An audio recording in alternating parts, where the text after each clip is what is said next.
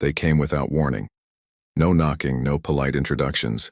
The royal guard stormed Camilla's private Norfolk estate under direct orders, armed not with weapons, but with warrants, and the weight of centuries of memory. Inside, they didn't find dust or forgotten heirlooms.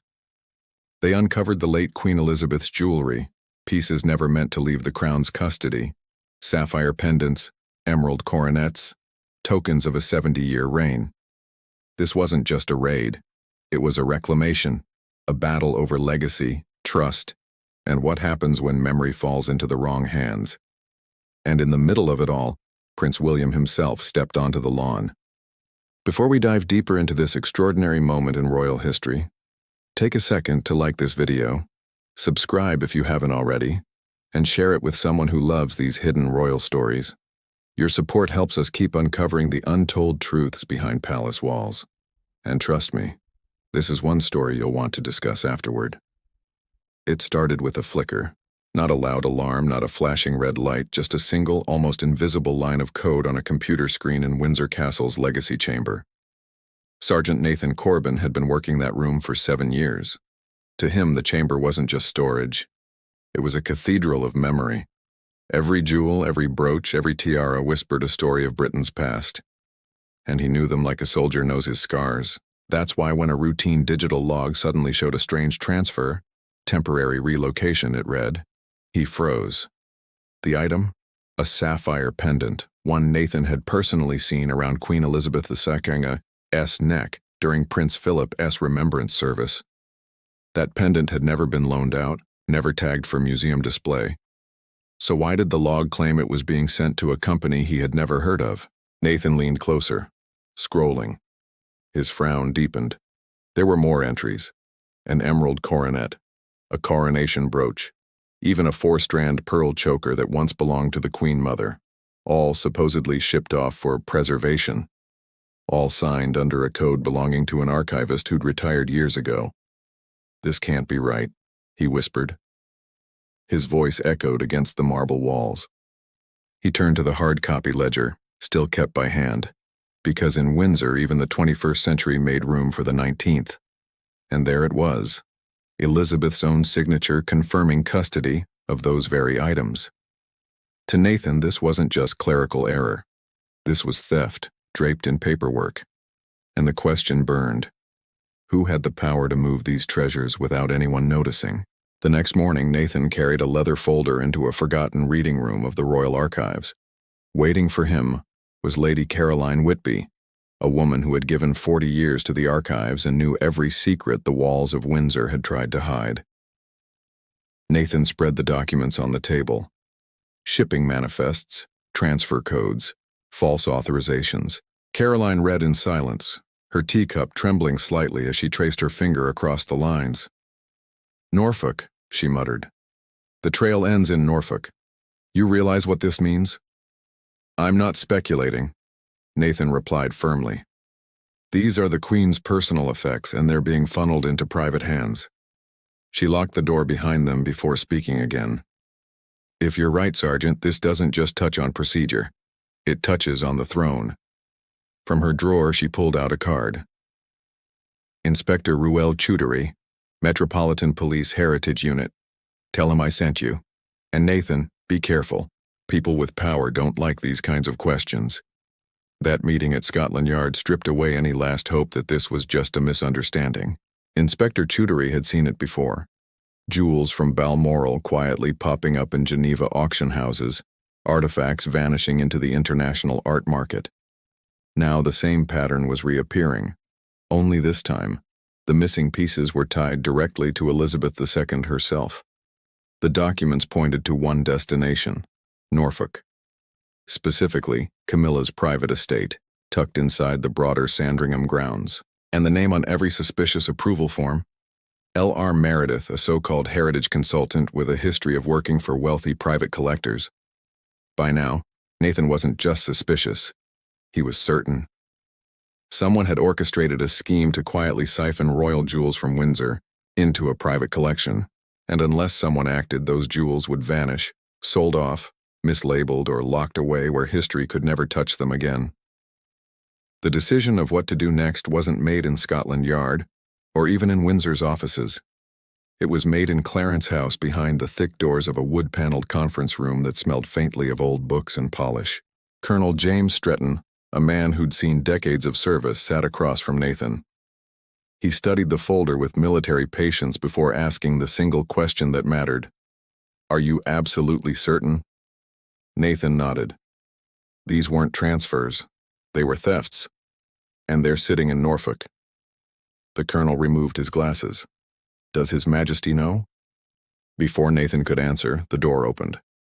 Prince William entered. He didn't sit immediately. He didn't even reach for the file. He simply looked Nathan in the eye and asked, "How long have you been in the legacy chamber?" 7 years, sir, appointed by Her Majesty herself. "And in your professional opinion, what we're looking at here?" Nathan didn't hesitate. "Theft, sir, and worse than theft. It's erasure." William's jaw tightened. He took the folder and read slowly, page by page, as silence filled the room. When he finally closed it, his voice carried the weight of someone who knew what was at stake. "Colonel," he said, "assemble a discreet retrieval team.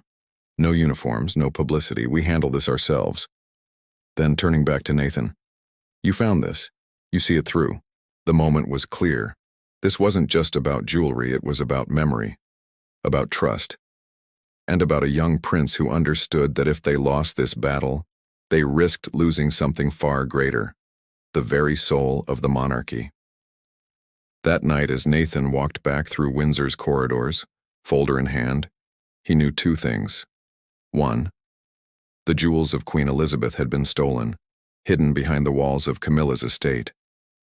And 2, by dawn, the Royal Guard would be on their way to take them back. When the chest at Ray Mill finally opened, it wasn't the sound of metal or the glimmer of stones that struck the guards first. It was the silence. For a moment, no one spoke. Inside, nestled carefully in velvet-lined trays, were pieces that many in Britain had thought gone forever. There was the glittering sapphire brooch, a gift from King George VI to his daughter Elizabeth before her coronation. There was the emerald choker famously worn by Diana, later adapted by the Queen for state dinners. And at the very bottom lay something almost mythical, the diamond-encrusted tiara the late Queen had chosen for her silver jubilee in 1977. Each jewel was more than a masterpiece of craftsmanship. It was a time capsule. Think about it. These weren't just expensive ornaments, each piece carried the weight of memory. The sapphire brooch wasn't only a stone, it was a father's pride, passed to a daughter destined to reign longer than any monarch before her. The emerald choker wasn't simply jewelry. It was a bridge between Diana's legacy and Elizabeth's quiet endurance. The Jubilee tiara wasn't just diamonds. It was a nation's gratitude frozen in stone. For the guards, trained to remain professional, it was difficult to ignore the emotion pressing against them. They weren't simply cataloging treasure. They were handling fragments of a woman who had defined an era. A woman who had been grandmother, leader, symbol, and, to millions, comfort in uncertain times. Word of the discovery traveled quickly up the chain. Palace aides, curators, and even members of the royal family were briefed in hushed tones. For some, it was a relief. The lost pieces were safe. For others, the question still loomed. How had they ended up here, tucked inside Camilla's private estate? Was it misunderstanding, misplacement, or something far more complicated? And here lies the emotional twist. Camilla herself reportedly insisted she never meant to keep the items. According to those close to her, she claimed the chest had been delivered among other personal belongings after the Queen's passing, and that she had not realized what it contained. Whether the public will ever fully accept that explanation is another matter entirely. Yet in that moment, the focus wasn't scandal. It was sentiment. When the jewels were transported under guard back to Buckingham Palace, there was a sense of quiet reverence. Some guards later said it felt like returning the Queen herself home. Because these jewels weren't just riches, they were echoes of Elizabeth's reign, whispers of her presence still lingering in stone and gold, and perhaps that's why this recovery mattered so deeply. In a monarchy often criticized for wealth and privilege, here was a reminder that certain objects transcend material value. These jewels weren't measured in pounds or carats. They were measured in memories. They belonged not only to the crown, but to the people who had watched their queen wear them through decades of change. The images of those pieces, once thought lost, being carefully restored to the royal collection, stirred something rare: unity. For a moment, past grief blended with gratitude. People remembered the queen not just as a figure of authority, but as a woman who had carried both duty and family with grace. And so, the raid at Ray Mill House didn't just recover jewelry, it recovered stories. It recovered fragments of a legacy that might otherwise have slipped quietly into rumor.